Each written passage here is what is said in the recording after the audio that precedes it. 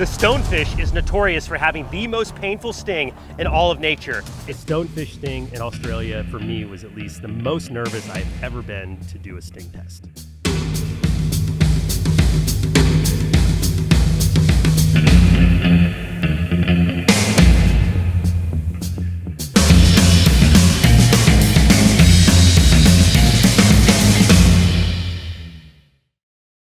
This episode of Becoming Brave is brought to you by Summit Adventure Fuel. Unlock your next adventure and get there.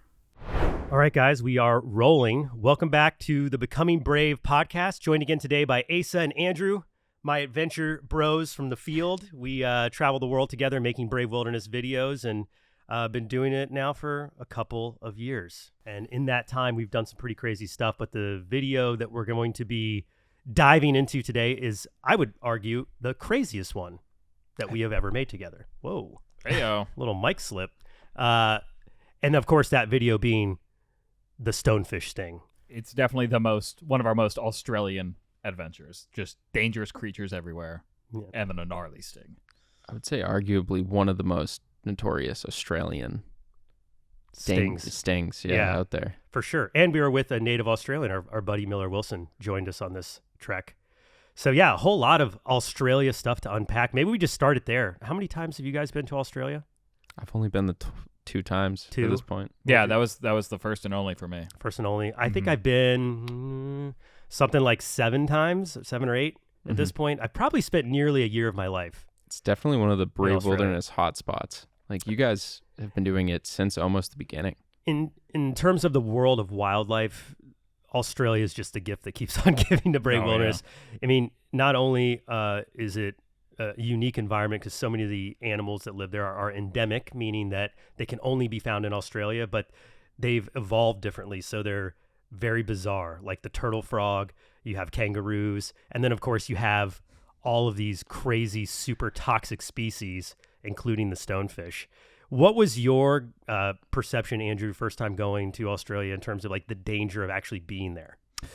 You feel pretty safe when you're in like the urban centers, except for when we were in Sydney. Of course, you would not want to. I mean, where were we? Sunshine Coast. Sunshine, yeah, just south of Brisbane, I think. Yeah, for the most part, it felt pretty safe and ordinary. There's a lot of similarities to here, but definitely once you get out of the urban centers, it really becomes rural really, really quickly, and a ton of wildlife from there. And that's where you start to feel like, okay, we're down under. Yeah. We're in the wild now. And it's all there. Like, you don't have to go far to find the dangerous stuff. No. Yeah, it's true. It's really like once you get outside those cities, it's game on for wildlife. How about you, Asa? I would say, like, when we first arrived, there are the 2 big creatures on my mind, and that's, were we going to see kangaroos? And I didn't really understand that they're pretty much as common as deer. They're like around the deer here. of Australia. And they just like didn't care about them, and I was just pumped every time we saw one. I also didn't realize how kind of freaky they are at night, because it looked like a person standing like in the darkness. The way they stand up like this, and like you'd hit them with like your headlights driving a car, and it would literally seem like there was just like a crazy person in the street. People hit them with cars all the time. It's actually a big danger in Australia, similar to deer in America, where people get into a lot of accidents because of them. There's so many. They have really slow reaction time too. When you like come pulling, you almost have to come to a full car stop for them to move. Totally. And especially the red kangaroos are just like so you said, huge, flooded with testosterone. They're like, they're jacked. Yeah. Like, I'd be scared to go up against one. I feel like it would knock me out in one go. Have you ever seen that video of the guy who like has to punch the one in the face because it's attacking his dog? Yeah, it's a freaky shot too. Of it's just like it's like straddling the dog. Here it is. Look, it's got this dog. Oh man, look at those biceps. I know. Oh, I didn't know it was a martial arts instructor that did this. Just drops him. Yeah, it's got some claws, man. Look, here we go. Oh, look, he's all tore up. Oh, gosh. Bang. Oh, my gosh. Poor guy. The kangaroo wanted some more of that dog, too. Yeah, jeez. Why do they go after him? Like, what do you think it is? So, territory. No, they're just like all amped up and super territorial. What is it called, though? A boomer. That's Oh, right, yeah. the boomers. So these male kangaroos during mating season get like all this testosterone, and they get like jacked just for mating season. So like they develop these biceps, and they just get just super rage prone. So I think that's what's happening to these poor dogs. They're like, running up on the kangaroos, and the kangaroos are all, intense, and they're just ready to go. ready to go. Yeah. Yeah, they're like, okay, we're gonna throw down. Yeah. But yeah, isn't that crazy? Like that was something I wasn't expecting. I've never seen, or I hadn't seen how buff kangaroos are Yeah. until we were there. And then thinking like, I almost would think like not that video, but just if you see an image online, oh, that's photoshopped. Like, but they really are that jacked. There we go. Like that's Yeah, look at that this. you, and you'd see them looking Damn. at you too. They'd observe you like that. Like, Giant rats. Oh, here we go. This is Look the at their famous hands, dude. This is That's the famous scary. photo. Look at that. Oh my gosh. It's like the Vin Diesel of kangaroos. Just totally ripped. Anyway, yeah, they only get like this during mating season. So like I think when we were there, it was not that time. So we didn't really see these. Cool. I kangaroos. don't When think we we were saw out in- quite that level of pump. yeah, maybe not that, but Dryandra National Park, when we were out there doing the echidna, I remember we were in that field, and there was like 4 or 5 of these big guys surrounded by smaller ones, and they were intimidating. They looked like they were about like 6 feet tall. Oh yeah, they're big. Yeah. Yeah, they're definitely like Australia's version of like a deer. So like during mating season, like deer get aggressive here. Same thing, same. Mm-hmm. But yeah, dangerous animals. Yeah. What was your perspective of that? I was also, so beyond them, I was worried about crocodiles, because that's, iconic Crocs. Australian creature, and they did not mess around with like how dangerous they are. Yeah. Well, luckily, I don't We think weren't we in- ever made it to the No, Northern no. Territory. But yeah, like when you go up to like Darwin or up in the northern part of Australia, there are beautiful beaches with like blue water, and nobody's swimming in or hanging out on those beaches because the saltwater crocodiles will just go up and eat you. And they are vicious and like just And they're- unforgiving. They're Just fast, dude. There's terrifying. like videos of guys like in like little like skiffs, like basically kind of like motoring along, and the croc will just like zoom up to them underwater and just like zoom away. They're super fast Yeah. looking. Well, that's one of the things that Steve Irwin was really famous for, is actually rescuing nuisance crocodiles, because before him, a crocodile eats somebody, they would just send park rangers in to like euthanize, kill that crocodile. And Steve started going up and, rescuing them and bringing them back to the Australia Zoo, which is actually, we passed by a couple times Yep. on these trips. But yeah, man, I'll say for me, Australia is not only a place to see like really cool, unusual animals, but like, yeah, danger factor. It's legit. Like, from the blue ring octopus to the eastern brown snakes, the inland taipan, the Sydney funnel web spider. You could just go on and on and on. I think they have like 7 or 8 of the top 10 most venomous snakes in the world in Australia. And they're there. It's not like you have to go way, way into the outback to find some of these animals. Like they're very close to where people live. Oh yeah, there's nowhere. It doesn't feel like there's anywhere you just have to watch your step everywhere. It's not like you're really getting into danger at every turn, but everywhere you do have to be like cognizant of, oh, there could potentially be a venomous snake here or a super venomous spider. Yeah. And, luckily, I will say this, I'm probably freaking everyone out right now. Like, Ooh, I yeah. get that comment a lot. I'm never going to Australia. Too dangerous, Yeah. too scary. The medical emergency services they have in Australia are some of the best on the planet. And they know exactly Especially to for deal dealing with this. Yeah. They have the antivenoms.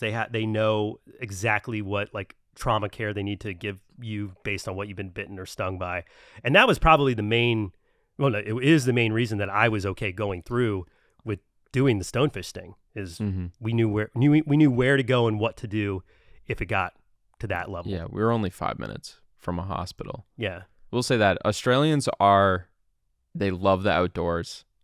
Like that's their main thing. You see a lot of, big rigs driving around, people ready to go off-roading and surfing and any number of things. And no one seems to be all that freaked out by their wildlife. If anything, they have like an appreciation for it. And I think that comes with knowing that they have really good like rescue services and all the antivenoms you can need. Yeah, isn't it like the fatalities like single digits per year there? Very low. It's And it's one, almost one always to 3 or something of like, and that's like out in the middle of nowhere. It maybe didn't. Middle know of they were nowhere a bit- there is the middle of nowhere. Like you might as well be on Mars. Yeah. I think, yeah, you're right. It's single digits a year. Usually it's like snake or jellyfish, snake bites or jellyfish stings. And it's almost always a circumstance of like just really bad luck. Like my car broke down. So after I got bit by a snake, I couldn't get back to get help. Yeah. Because even like the snake bite, triage kits, like, we have these tourniquets that actually have like a cross on it that turns into a plus symbol when it's tight enough. Like they've got the emergency first aid like down to a science. And if you're going out with especially people who are, familiar with Australia, or better yet, an Australian, they're going to know exactly what to do when and if something bad happens. Right. So nothing that we're going to talk about today or have talked about yet should persuade people to not visit Australia, because I would argue it's one of the coolest places on our planet to visit. Yeah, I go back in a heartbeat. Yeah, 100%. And have established a lot of good friendships down there in Australia as well. It's always good to go back and meet up with our friends at Australia Wildlife Encounters, Max and Lockie, and of course we got our buddy Miller Wilson, who was really the I would say the catalyst to having this stonefish sting happen, because Miller, of course, has his own wildlife channel. And when we were about to leave Australia, he phoned us up and said, like, hey guys, like, I've been finding a lot of stonefish and blue ring octopus. Do you guys want to come down for a couple of days and go for it? Because we had tried in the past, even before your guys' time started at Brave Wilderness, I had gone out for blue ring octopus like 3 times and no luck. So the fact that there was a shot to do it, and you remember, I'm sure, how amped up I was, like, let's go. Yeah. That's the main reason why we did this. But the fact that we started the Bite Sting Index, I was like, well, maybe we should do the stonefish, because if you had read before, our video had come out, like all the news stories and all the information on this species, there's a lot of like doom stories out there, like you're definitely going to die and it kills so many people, and some real outlandish claims about the venom. And I just wasn't convinced that it was that severe. And, we had done some homework as well before going into this sting, asking around and firsthand accounts, and everybody said like, yeah, it's really, really bad, but I don't think you're going to die or need to go to the hospital either. You guys remember us like hemming and hawing over the go or no go of this video? Yeah, I think once it was kind of a, what do I want to say about it? It felt like once we found it, we were definitely going to go for it to a degree. Yeah, I remember you wanted to see it in person. Like we had to get eyes on it before making a final decision of, was this actually going to happen? And frankly, the reason for that is I just needed to have it real. It needed to be real so I could like decide if I was going to actually go through with it, and I didn't want to waste anybody's time. Yeah. So, finding the stonefish wasn't really the challenge. It was like, am I going to go through with this like super edgy sting experiment? Because out of everything that we had done up until that point, this was for sure the most extreme version of a sting test. Like nothing actually, trying to even think. There's maybe a couple that we've done recently that haven't come out yet that are up there, but in terms of everything to this point, this is like many, many factors higher of a risk. And that made me, of course, very uncomfortable.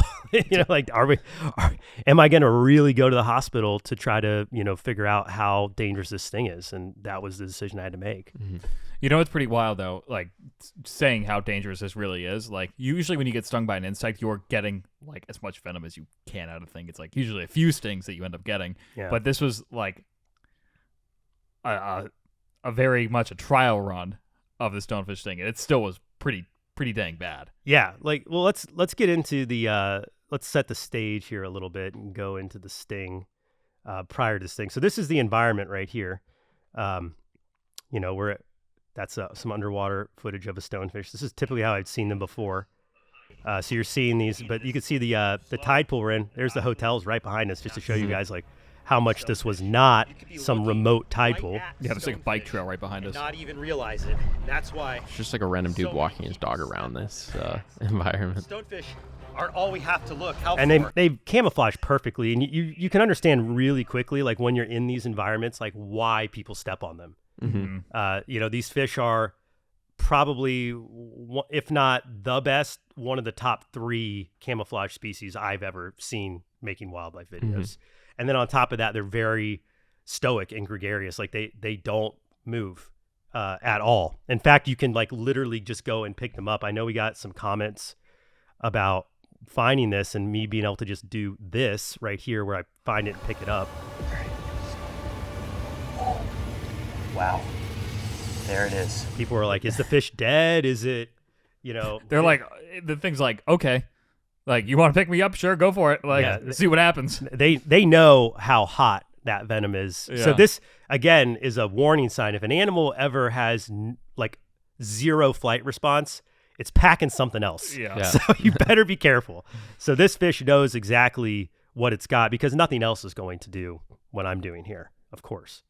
But yeah, like they can be out of water because they're intertidal, and you can just see how slimy and green. I mean, it literally grows the same algae as the rocks around the tide pool, and people step on them all the time. And yeah, it has like built-in fertilizer on its skin the to grow like stuff pustules on it. that leak. Yeah.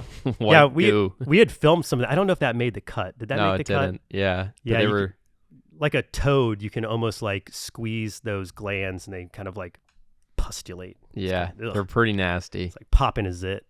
It's worth noting for anyone who hasn't seen the Stonefish video is it only has certain areas that are like toxic, and that's its spines that are along the dorsal fin up here on top. So you can hold a stonefish without getting stung pretty easily. Did it have a singular one by down at the bottom by its... By the anal fin. The anal fin, yeah. I don't know. I think it had a singular spike that runs along that line. I'm making that up. I think that's the scorpion fish. Yeah, it's just the dorsal. So a scorpion fish, which is a related species, and the lionfish here, they have venomous spines like all over, like on the pectoral and on the anal fin. So they have a lot more like full circumference of protection, where the stonefish is literally just going to be laying on the bottom, so it's only really worried about things coming at it from the top.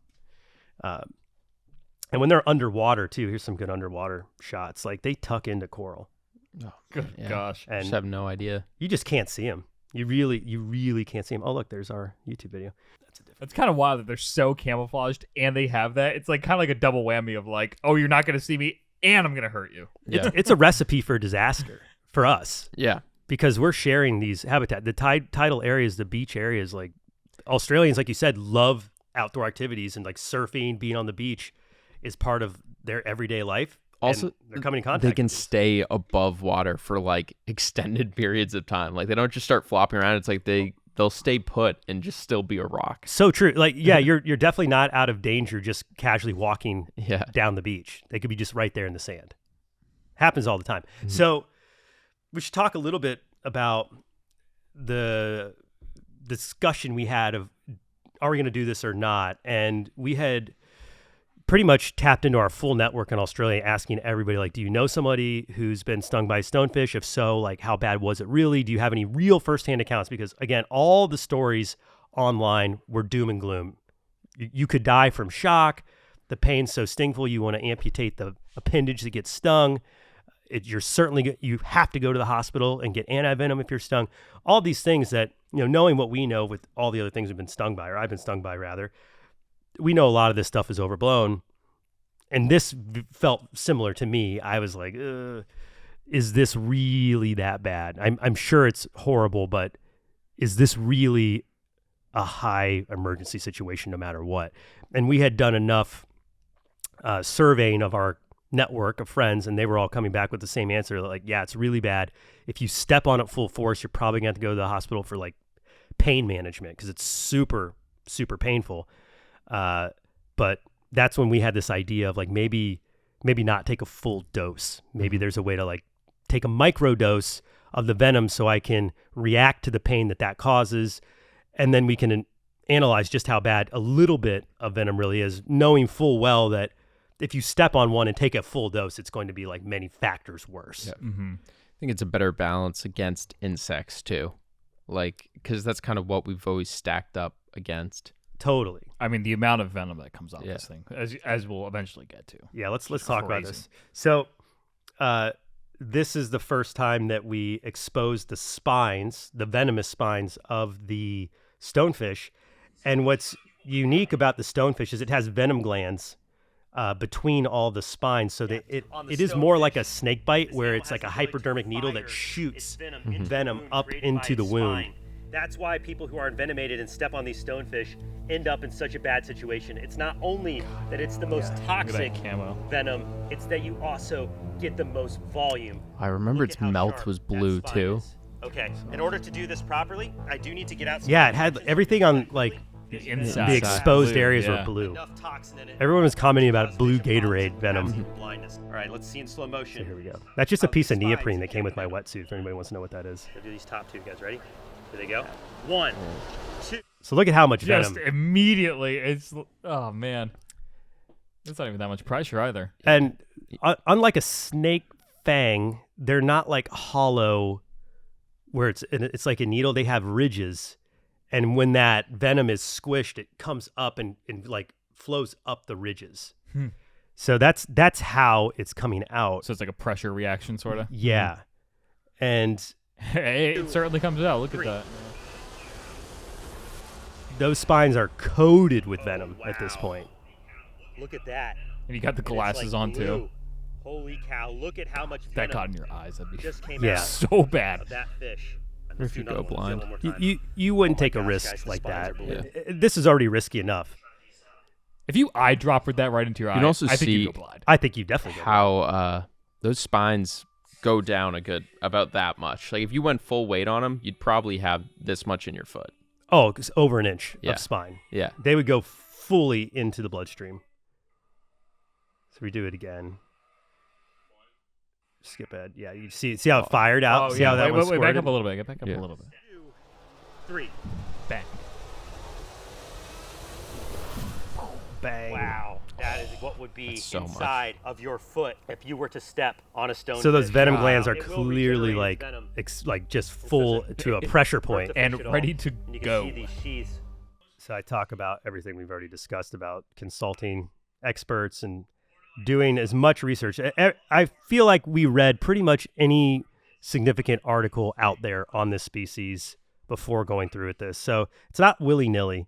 There's no like, oh, we didn't, assess the risks, but there's just nobody who had done what this is. Like nobody had ever tested this firsthand. So this is like entering a new zone of awareness for how bad the species could be.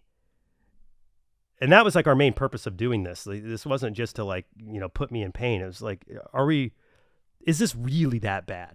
Right. So at this point, of course, we've exposed these spines. These spines are still super laced with venom, just so everybody knows. We didn't like clean them off or do anything like that.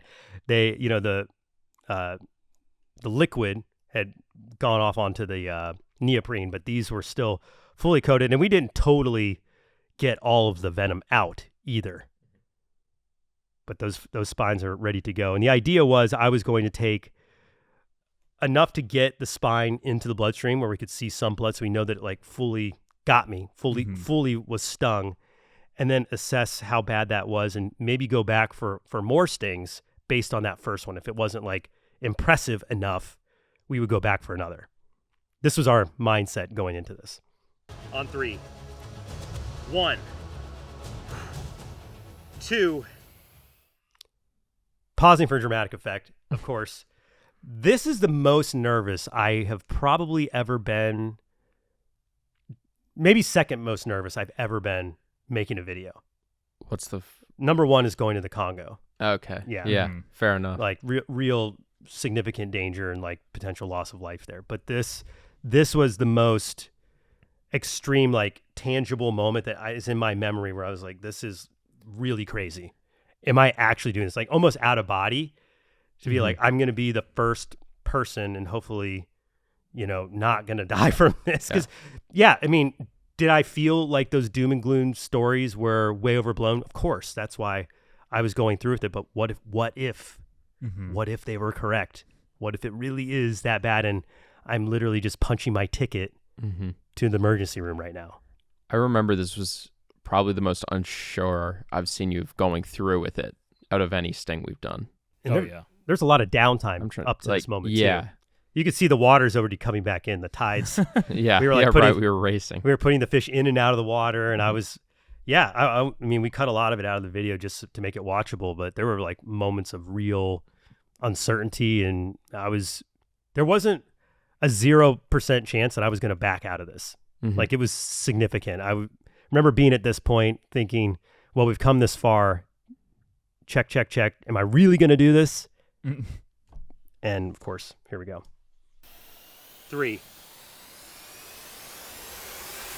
So you can't really see it because, once your skin starts to fold, and my skin was wet, you could see it like really going up into the skin.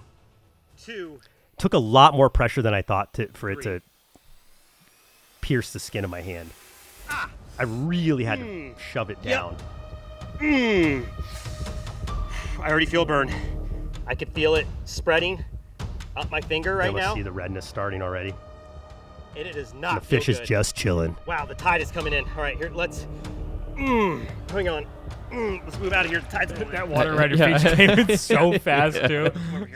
Forgot how high the tide got. Yeah, we had to move the scene. Right there is where the spine went in. Yeah, so you could see like there's a little baby drop of blood. It didn't go so far in that I'm, gushing blood, but definitely entered the bloodstream. Like I got venom in there, and I felt it instantaneously. It was like bang. It's right amazing. away. Like it was a relatively small sting, especially compared to some of the insect stings you've done, and it did so much damage. Like that we're about to go through. You think about the dosage you get from any given insect, and like just even one droplet of that would be like, I don't know, 5 bullet ants. Volume of venom absolutely matters. Yeah. So if this was me stepping on a stonefish, getting a couple cc's. Yeah. Yes, that would be, I think, an immediately emergency situation. You've got to go to the hospital. So does this video debunk some of those news stories? I don't think so. Yeah. I actually think that gives them credence in a way. They're warranted. They're warranted. But the pain, as bad as it was manageable. A lot of these stings, especially ones like this where I have so much uncertainty about what's really going to happen, there's a lot of like adrenaline. There's a lot of anxiety and borderline panic symptoms that occur. So for me in these moments, it's really hard to determine what's what. Like your heart rate's just spiked and you're trying to figure out like what is actually pain and what is just mental stress and what's going through my brain right now. So I usually get a lot of nausea in these moments. This is probably 5 or 6 minutes after the sting. This is when I became aware that I was going to be having some nerve issues because the whole back of my hand started to go numb and I lost sensation in these 3 fingers and it started to like creep up my arm. And that's what really started to make me nervous because once that venom starts to spread, you have no idea how far or how bad this is really going to get in those first few moments. And when you say the word spread, it's almost like you start thinking like snake bite type situation. You know what I mean? Like, yeah, the properties of the stonefish venom are very similar to like a venomous snake. Eesh. And their neurotoxic, property that really attacks your nervous system. And that's why so many people go into shock. Most of the people that do end up dying or being in really bad situations from a stonefish sting, it's because they're panicking and they're just going into full-blown shock, which of course has a whole another array of problems. Imagine not expecting this and then getting a massive dose. You would, that'd be. Oof. I do think this helped me, denaturing the venom by heating it up. Venom at its core is a protein. If you cook a protein like cooking chicken, it changes the chemical structure. It denatures. It takes all the, kick. The kick, yeah, all the heat out of the venom, so it's not going to have the same amount of potency when you put heat on it. So anytime you're stung by, particularly a venomous fish, hot water is going to be your best friend. And I think by doing this, I really staved off some of the long-term damage that I did end up experiencing. So small dose, denatured, still led to a lot of issues. It's pretty wild. Right. So right there, releasing Stonefish, I really felt like I was out of the woods. The pain had really subsided. I had the numbness and the tingling. I assumed it would be 24 hours of that, and it would start to get better, which it did to a point. But then for about, what was it? What did I say? I think it's 3 months. I mean, we released this, relatively close to the sting itself. I wanted to say 3 months. That's wild. Was how long I had symptoms of the sting. And they didn't get better like gradually, like you'd think. So the sting happens. It's going all the way up my arm, like to my neck, feeling tingly, like almost pins and needles, but like can't feel anything in my hand. Totally numb, totally dead. That subsided within like a few days. But these 3 fingers in the bottom of my hand had numbness that lasted all 3 of those months. And it didn't like get gradually better. It was almost like toward the end of those 3 months, I had days where I could feel it again and then days where I couldn't. Wow. So it was on, off. So 3 months later, I was convinced that I had done some long-term nerve damage to my hand. Of course, that's alarming. It's the risk that you sign up for going into this. So yeah, all those stories, all the caution and all of my hesitancy, valid, very valid going into this. And it's definitely not a sting I would ever do again. Like never. One and done. So this predated the BSI. What do you think it would rank at? It's a good question. Gosh, I'm gonna have to get the calculator out actually, because the intimidation factor was off the charts. I have to say a 10 on intimidation. 10. Yeah, this one's lore, the size, seeing all the venom. Freshwater Stonefish is on the BSI. Yeah, it is. Well, should we put it on the BSI? I'll do it right now. I can. So intimidation factor, easy 10, definitely a 10. Pain. Trying to compare it real quick to like the centipede, some of the other ones, not quite there. I'm gonna say pain is a 9.1. Is that fair? Yeah, I think so. 9.1. Aftermath, scary and severe, but not a 10.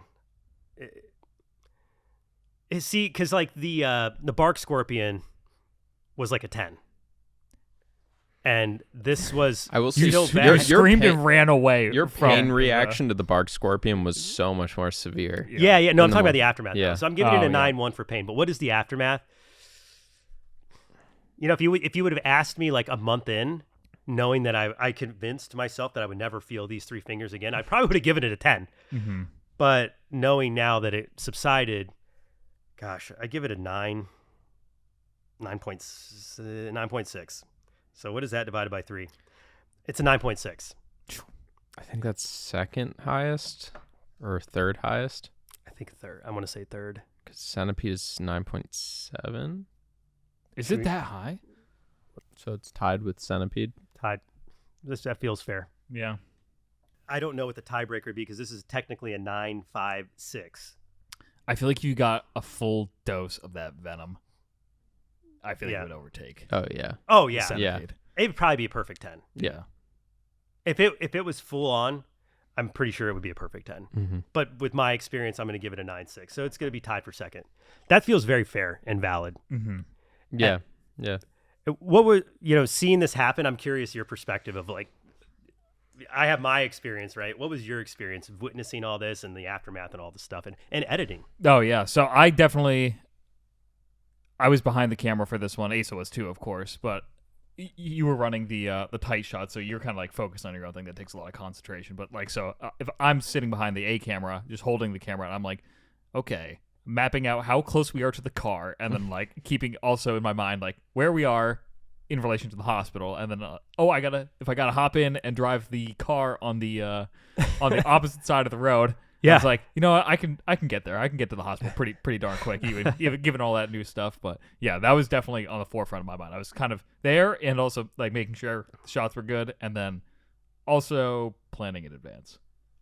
To a much higher degree than usual. Yeah, we had the whole route planned to the hospital. Yeah. We were only like 2 miles away. I think it was almost like you could almost run there. 5 minutes. You really had to. 5-minute drive. This was the first major production I was on, and it was right at the end of the trip, and I was like, is this guy insane? We also went 10 for 10 on this trip. Yeah. This was like a bonus. Yep. So we went 10 for 10 on all our targets. We were only there for two and a half weeks. This was the last video, right? Yes. Yeah. Yeah, only there 2.5 weeks Mhm. with some acclimation time. Yeah, then it was basically we found a crazy animal every day.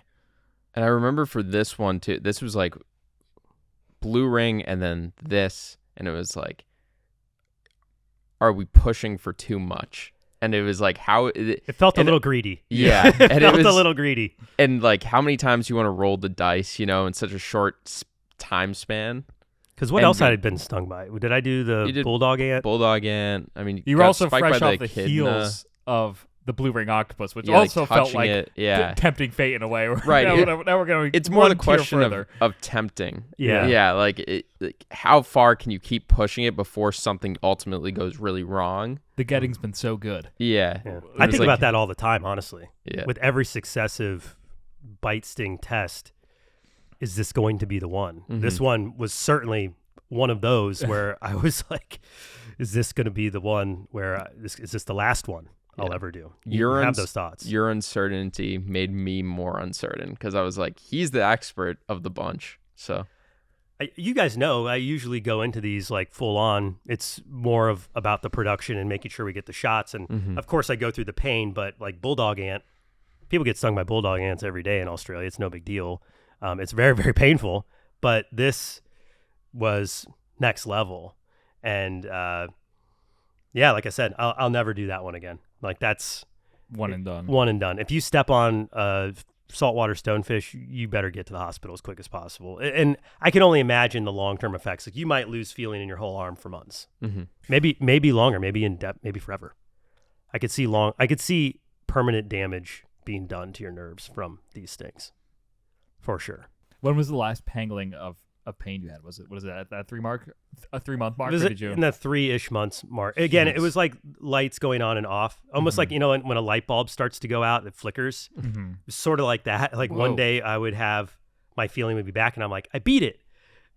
Next day, numbness returns. It flipped back on and off.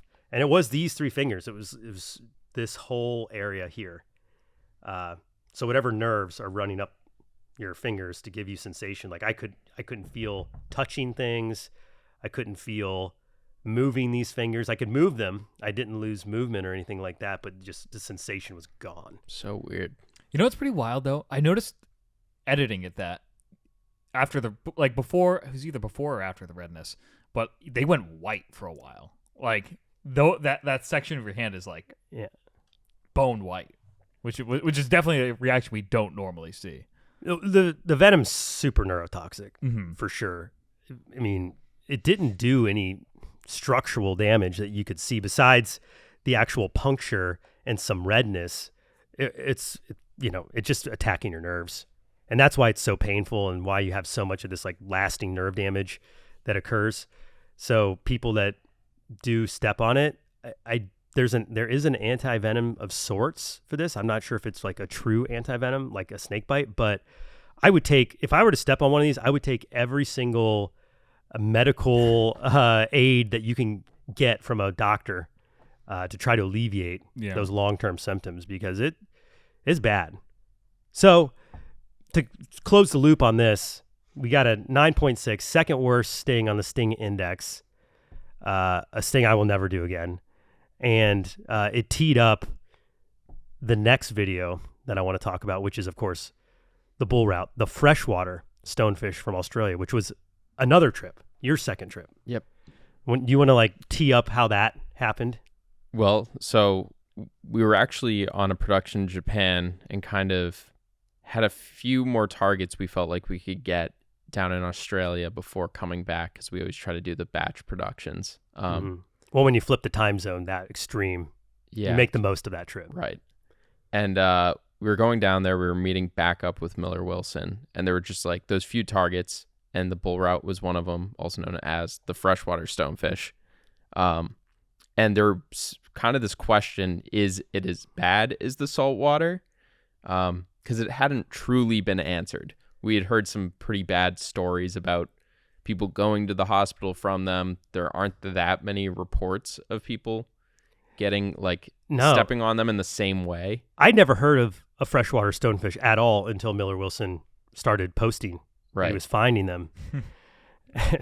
Miller always finds really cool species for us to film, and a lot of times for me to do the sting test. But yeah, Miller invited us down just to make this video, and it was intriguing. It was kind of a good challenge too, because no one has really been intentionally stung by a saltwater stonefish before, other than you. And it was like, all right, well, you've done that, so you should probably try and do the freshwater and then compare it. Yeah, that was the whole idea of how much, if worse, or how much worse is the saltwater stonefish compared to the freshwater, or is it flipped? Definitely seems like more of an unknown. Yeah, compared to the stone. There's very, very little information. I mean, there's some toxicity charts that you can see about the venom from this. And species-wise, it's much closer related to a scorpionfish than it is the saltwater stonefish. So, like, they're not like close cousins. Yeah, the initial thought was it wasn't going to be as bad, but you still don't know until you try. Totally. And here we are with another stonefish sting test. So shaken right so you now. can see. I'm about to enter the sting zone with the bull route. Freshwater stonefish. And this fish, unlike the saltwater stonefish, has venomous spines all over it. So it's all over its face, all over its fins. You would not want to handle one of these freshwater stonefish. Yep, there's our teaser, so we can kind of go in here, see the catch. Similar to and why it gets its common name stonefish is the camouflage. I mean, look at that. Spot on. It totally blends in. I would say fractionally not as well as a saltwater stonefish, like just a little bit more obvious, but that makes sense. I get why they call it the freshwater stonefish just by looking at that camo. And that's an angle on it where it's easier to see. When you're walking around and there's like the leaf litter on top of the water, they really can blend in perfectly. And these freshwater stonefish live in like estuaries and streams and places near the coast. So you have a lot of people trekking the streams and encountering them who are fishing. Miller's grandfather was doing like some net fishing or something. Yeah, he was pulling in a net and one was like caught up in it, I think. Fully grasped it. So he got fully envenomated. And that was the lore about this fish, was like, this is the worst sting according to locals, according to Australians that live and know about this unknown fish. They considered it to be the worst. So, of course, that led us right to the heart of the story. How bad is it? If they say it's bad, there must be something to it. Of like hospital reports. Yeah. The way that the saltwater had. And I know this is generalizing. I consider like the Australian personality to be like super upbeat, really high energy, very friendly, but just tough as nails. Like they are not afraid of anything. They have a respect for these animals, but they're certainly not afraid. So for Australians that are experiencing the outdoors to say that this is the most painful thing they've ever endured, I mean, super intriguing just on that fact alone. So we had to go make this video, and we found one. It's not gonna Took a lot of searching. We didn't see a lot of them. Just found this they one. Use that as a defense mechanism. Like if we were to go and stand on top of that fish right There's there, our buddy it's not Miller. moving. What's up, Miller? How you doing, bud? Miller, do you want to snag it with the net or? I think if you use that clear container, Hope put you're it well. in front of the fish, I'll come around the Miller's back got a great and, YouTube channel tap too, it guys. on He the tail finds a and lot of go stuff in. on this part of the Okay, world. let's try. All right, ready? Yeah.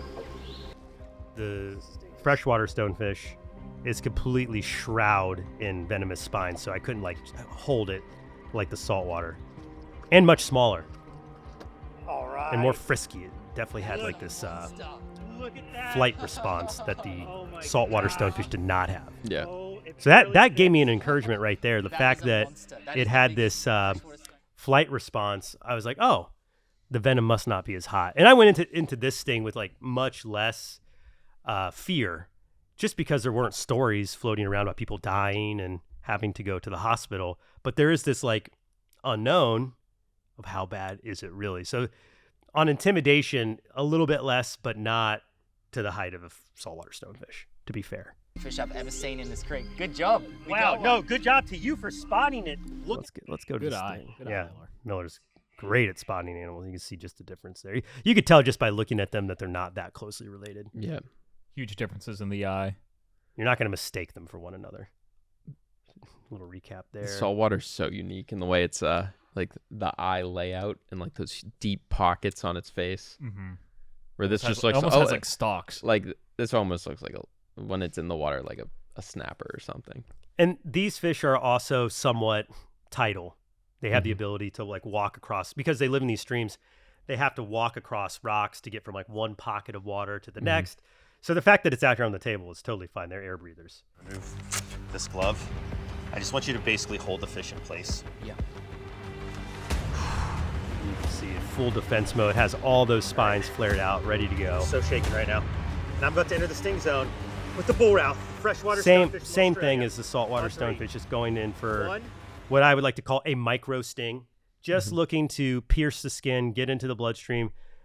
The venom is again similar. It's sheathed underneath the spine, sheathed underneath this flap of skin along the spine. So as soon as that spine makes a puncture, that venom's going in. And it has similar grooves. So like this is closely related to scorpionfish and like a lionfish. So my anticipation going into this moment was I'm hoping that it's a lot more like a lionfish than it is a saltwater stonefish, because, you know, I don't want to go through the agony. 2, 3. Much easier to get this one to go into the skin. Much sharper. More like a glass. needle. Yeah. You can see there that it's already starting to draw some blood.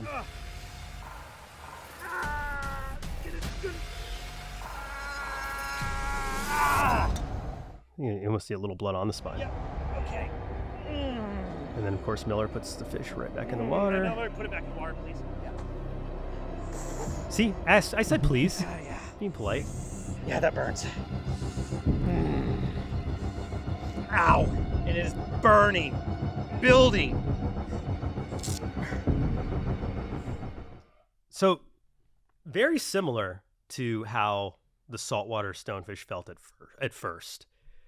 I was like, oh no, here I go again.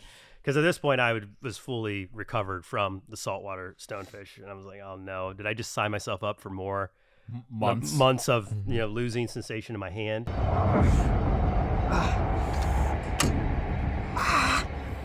You see, it really got me. Really got in there. Clearly see where the spine went in. It went in. Still neurotoxic. to Definitely a the, neurotoxic venom in this fish. I can't talk right now. Hang on.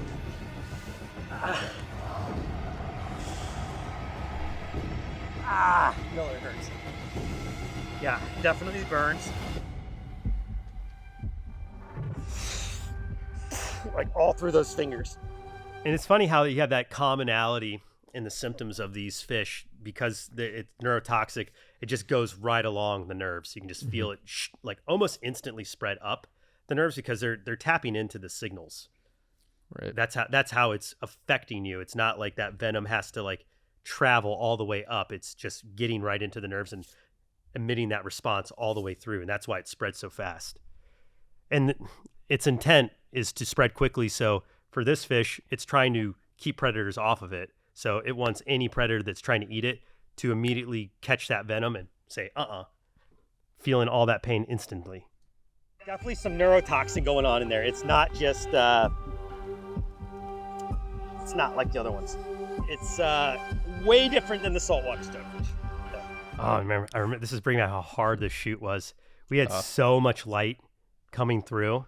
And we thought we picked a good, like, it took us a while to pick the spot we wanted to shoot in. It had, like, it started out with good shadow, like relatively even light. And then immediately once we started to film, it was like, Chris did a great job with color on this, because it was hot light all over. We had to wait for stop a few times. 10 minutes at times. Yeah. Different. And those spines were way sharper than the stonefish. It took as almost well. no pressure. And that went all the way in as Yeah, well. yeah. That's a good sting. They both went in. Those This one spines went in a lot. are needle sharp. Let's see the score. Because this at this point we had the bite sting index. Where did I put it? Yeah. I have to award this fish a whopping 9.2 out of 10. Okay, so yeah, For pain, that's just fair. Like the saltwater stonefish, So the saltwater spark stonefish gets a full instant 10. Inferno that intensified with each passing minute. And even though the small puncture wound may not have bled out very much, the venom surely found its way deep into my hand, and it hurt bad, giving this fish an 8.7 out of 10 on the pain index. Stand by that. For the aftermath, there really wasn't one. It was nowhere near the saltwater stonefish in long-term effects, and after applying the hot compress, the burning sensation subsided entirely, much like my reaction from the scorpion fish in Florida. Now, my hand was a bit sore for the rest of the day, but that was about the full extent of the aftermath. All this being said, I can only award this river-dwelling fish a 4.7 out of 10 in this category, giving the final tally of the bull route, the freshwater stonefish from Australia, a 7.5 out of 10. Respectable. Falling just below the assassin bug of Borneo on the Brave Wilderness Bite Sting Index. So there you have it. Yeah, it falls way short in the aftermath. Way short in the aftermath, and just way short in general. I mean, to me, there is no comparison. The saltwater stonefish is leagues ahead in terms of toxicity and actual pain effect from its venom. Yeah, I feel like there's so few people who can say they've been stung by both that like independent reports are going to say both hurt really bad. So this is kind of like innovative in the way that like you're the only one who's had a documented experience with both now. Yeah, and we've quantified it in a way where you can. It's cool. Like I think this bite sting index that we've created is really going to help people understand the nuanced differences between different insects, different arachnids, different fish.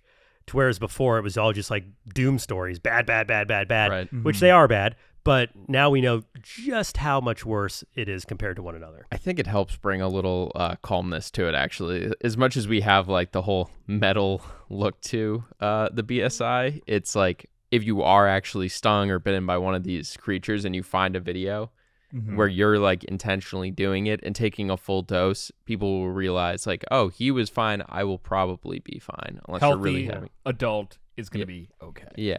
And we do get that a lot in Not medical advice. the comments too, where people say they find our videos because they get stung. Yeah. You know, what's the first thing you're going to do if you get bitten by a snake or some weird insect? You're going to say, Google, what is this? Yeah. And you're probably going to find, if we've tested it, you're going to find one of our videos. So I think you're right, Asa. That's going to help relieve people's anxiety when they have these, these moments or mishaps in nature. And that's our intent. We want to educate people. We want to show you what it's like. This is, it's been almost 10 years and these dudes are still being stung for a living. That's funny. SOS nonsense. Let's go to the comments. You guys want to start in the saltwater stonefish or freshwater? Since we're here. Start in the freshwater. I think the comments on the regular stonefish, the saltwater stonefish, are going to be pretty good. So Yeah. save Agreed. those for last. Do you want to go top comments? Yeah. Yeah, let's just All hit right. a few. Newest first is unhinged. What's this? Simeon Zoom. I'll never get tired of these videos. I've been watching since I was in middle school, and it hasn't gotten old yet. Thank you. It's nice to hear. Nice to hear that. It's good. Good. There's some follow-up replies. Maybe there's some disagreements. Same. What happened to Coyote? Coyote still makes a lot of his videos to this day. Yep, that's correct.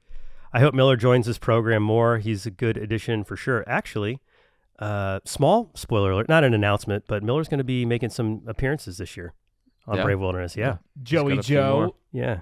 7930. As a child, I've been stung by a bull route. This is, I got to enlarge this so I can see it.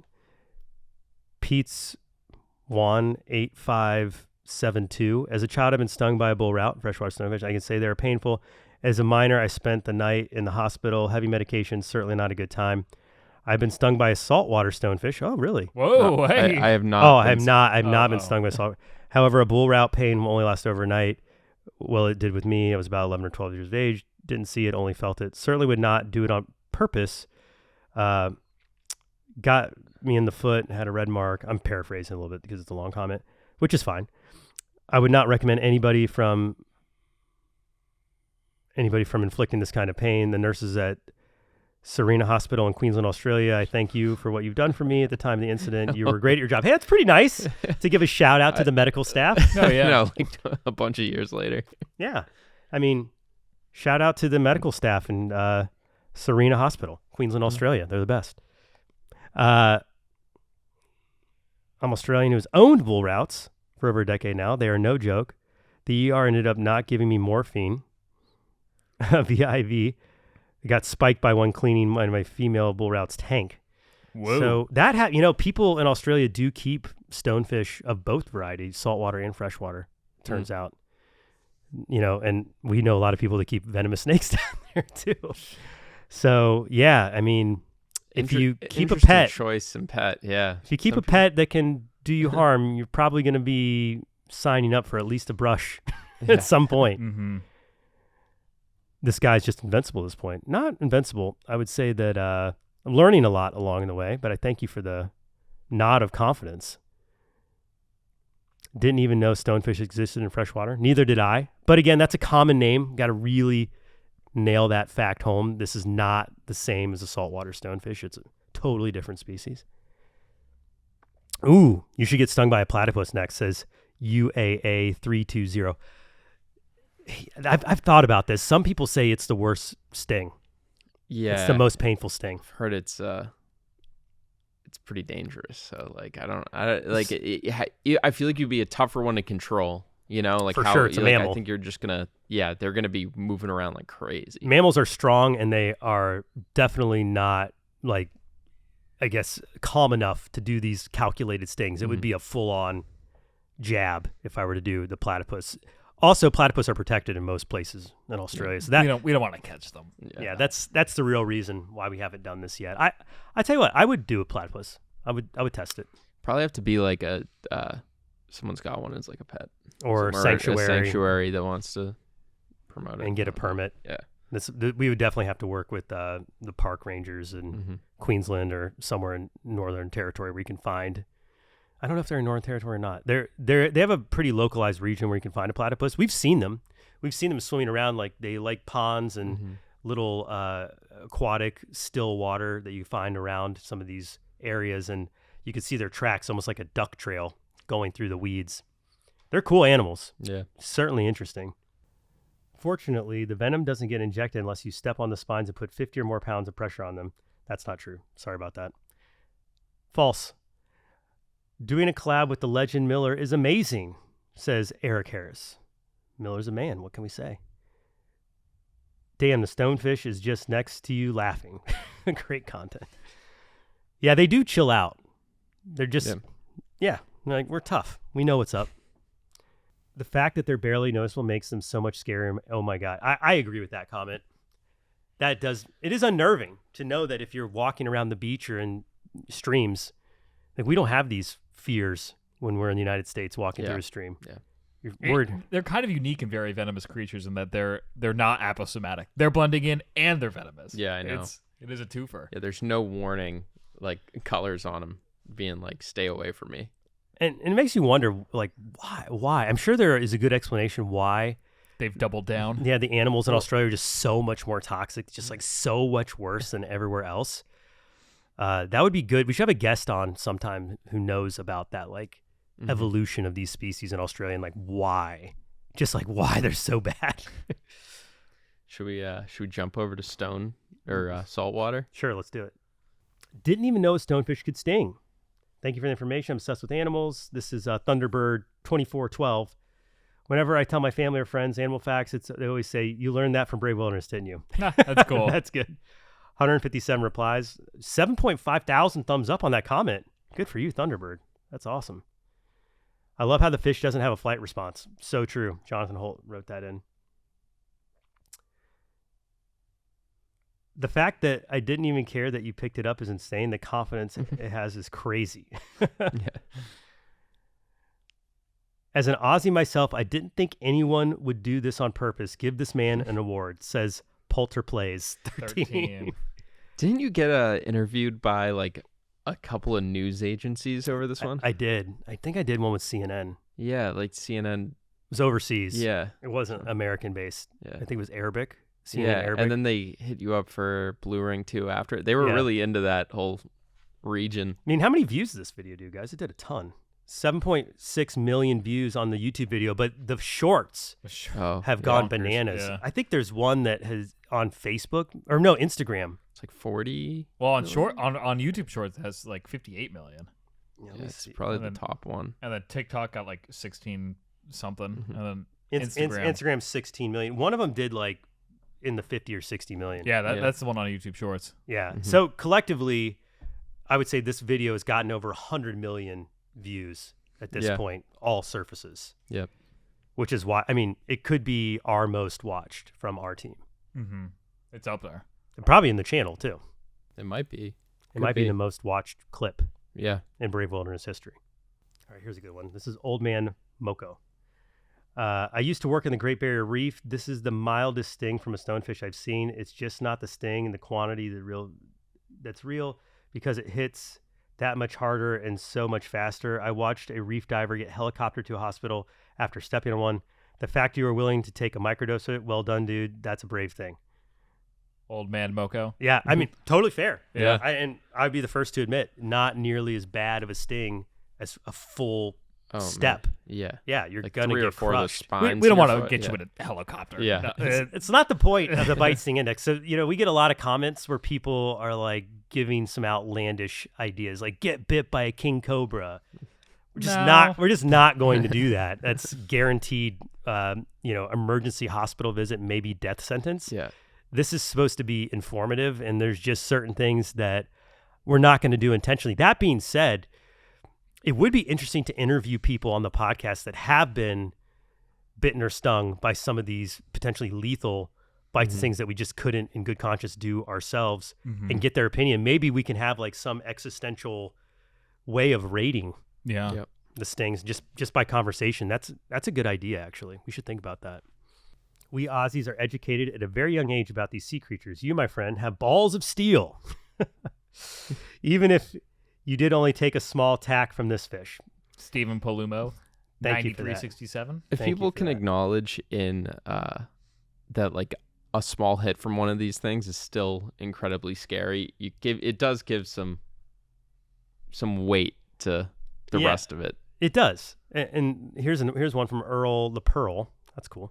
The blue venom is really gnarly. The blue venom got a ton of comments. That was really, really cool. You can hear the shock in your voice when you do the first venom test, and Yeah. oh my god, it's blue. Yeah. It's so cool. Yeah, everything's blue. Totally did not expect that. Oh, that's Fun interesting. fact, the sheaths around the spines are actually part of the venom sacs. That's because when they become compressed by your foot, the venom then shoots up the spine out and into your foot. It's like we were talking about earlier. They have like channels that help direct the venom where to go. In other words, some fish actually doesn't control the amount of venom it's giving you, and that is determined by how hard you step on the fish. True. Good That's point. pretty cool. Yeah, good point. Chaz plays. What doesn't kill you makes you stronger. At this point, Mark and Coyote are possibly the strongest men alive, says Alvin the Chipmunk. So that's probably a good segue to talk about the moment of bravery for this this podcast. I'll go first. I mean, clearly that moment of deciding to take the sting from the saltwater stonefish was arguably one of my top 2 or 3 moments of bravery ever on the Brave Wilderness channel. I mean, I had serious hesitation and doubt going into this one. And I could still like vividly put myself back to that moment and how surreal it was to take your hand and stab yourself with one of the most toxic creatures in Australia and the most toxic fish on the planet. I don't know if we addressed that in this podcast yet. This is the most toxic fish, period, out there that we know of, known to science. So going into that was definitely my moment of bravery. Now, this one certainly is on that thin line threshold of bravery and stupidity. Yeah. I would never recommend anybody doing this, and I put a lot of faith into our network and trusted resources and contacts as to whether or not to go through it. So I still lean bravery because I had the knowledge that I felt confident about going into this, but still, even so, that leap of faith to go through with it, I don't know if there'll be another sting quite to this level. I actually can't think of one offhand. Yeah, I think you can't really go beyond this one without it starting to become extremely reckless. Yeah. I mean, And maybe the jellyfish, box jellyfish. Yeah. I would consider it. I'm not saying yes or no. It'd be the same type of controlled, like Mike is small as you can make it, and then also in an environment where we know we can safely get you somewhere. It's almost like you would have to have medical staff there for that one because they are already small to begin with. Right. Yeah, it'd be really hard to control. It's harder to control something like that too. And yeah, but for me, there's always a risk-reward factor. The reward to me is just how many people got something out of this video. like 7.6 million on YouTube. We have almost 9,000 comments on just this one video. You add up all the rest, it's just so many people are now educated about this species, not only in general, but like to a very specific factor of what this venom does and how it works and the environment. And there's a lot of, I think, gain for humanity out of these videos. So for me, that's the reward. So the moment of bravery for this video, although I did have to go through 3 months of, uncertainty about nerve damage, was worth it at the end of the day. But still would never do it again. How about you guys? What's your moment of bravery in this one? Feels like not a lot. Yeah, compared no. to you on this one. Yeah, I was like, kind of falls short for sure. I think, What about being in the environment? Yeah, I was going to say stepping up and being in that environment because it's surrounded by not only stonefish, but blue ring and then also cone snails.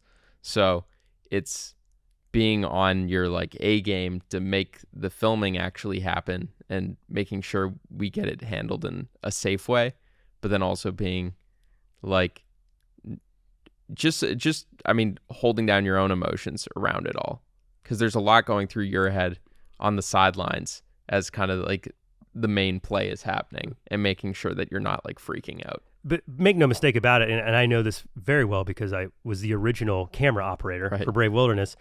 You are in danger too when you're in these environments. Just because you're holding the camera doesn't, make you safer.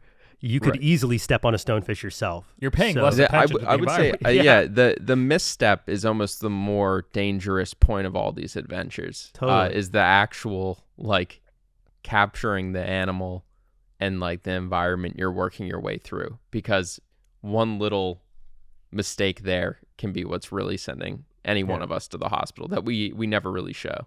Yeah, and knock on wood, we haven't had an incident of this. We're always very careful, and you do watch where you're stepping, especially when you're looking for these things. People often think like, oh man, you're in the most dangerous scenario. Actually, it's people who aren't looking out for these fish that are in the most dangerous scenario, which is most people on that beach. But still, like, I give you guys a lot of props for like being out there in the environment, knowing full well what lives there. Oh yeah, I mean just the magnitude of like the creature that you're kind of in the presence of. Like when you put your sunglasses on, like to do the venomation test to protect your eyes. Like I'm just slowly lowering mine behind the camera too, and yeah, it's pretty cool to be in the presence of these creatures. Yeah, certain creatures do have kind of aura. They have yeah. aura. Stonefish has aura. It definitely, it's one of them. Not running away. Yeah, it's got that aura. Yeah, danger vibes. Yeah, to the max. It's a badass fish. It is. Let's be honest. Honestly, it's like when it opened its mouth for the first time, I was shocked by like bright blue, everything. Face morphs. It's like a rock that can just move. You're like, whoa. Oh man. Well, that was a good pod. I'm happy we got through this one. You guys, what do you want to talk about next? What's coming up? What can we tease to the rest of the listeners here? Got some really good extreme stings coming up this year. Stings and bites. Some gnarly I don't want to stuff. reveal any more than that, but it's Murder hornet. Yeah. It's all coming. right. Well, all right. Oh, I dropped it. Spilling tea over here. Yeah.